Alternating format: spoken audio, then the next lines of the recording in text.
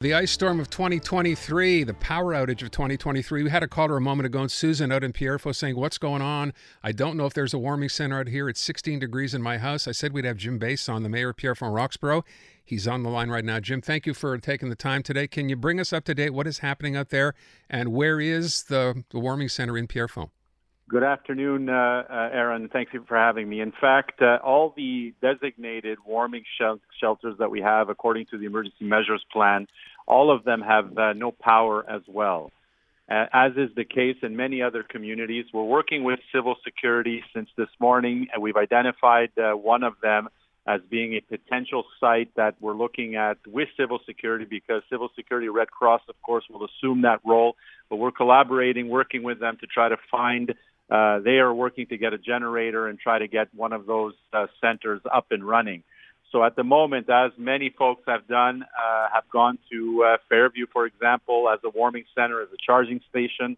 The only site that I have in Pierrefonds is City Hall here, which we use as our emergency measures hub, if you will, for our employees to be able to coordinate all our efforts. So that's where we are. And it's not unlike some of the other areas throughout the island of Montreal. All right. So just to reiterate, you don't necessarily have a warming center there because you have no power for those centers, but that's what you're working on right now. The recommendation, if you live out there, is go to Fairview. Is that right?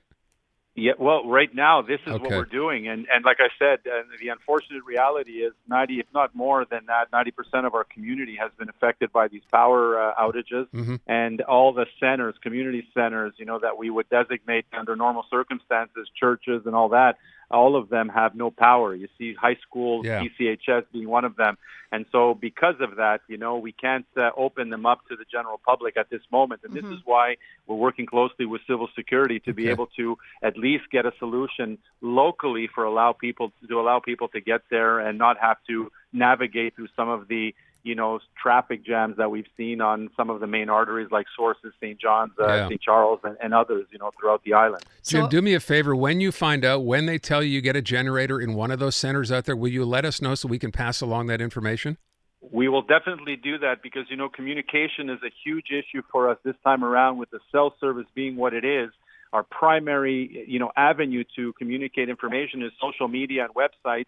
And here I can't do that, you see, and so this is the problem, and we're counting on all of you, of course, to help us in that whole message for sure.